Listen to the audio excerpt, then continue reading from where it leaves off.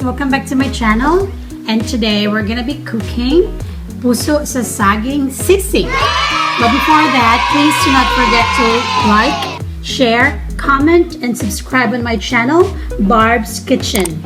So here are our ingredients for puso sa saging sisig. We have here, of course, our main ingredient, puso sa saging. We have green and red chilies, ginger, salt,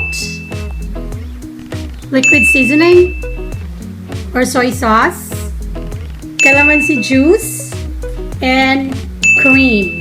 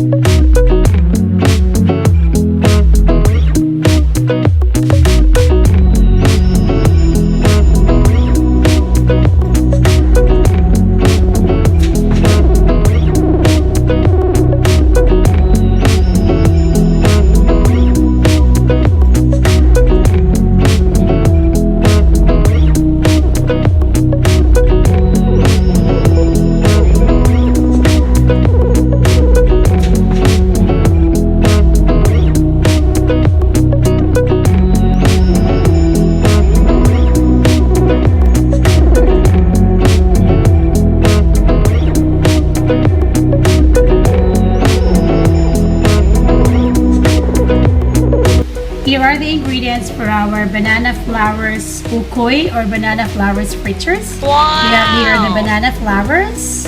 Gikan ni sa atong puso sa saging. Wow! We have around 1/2 cup of harina or flour.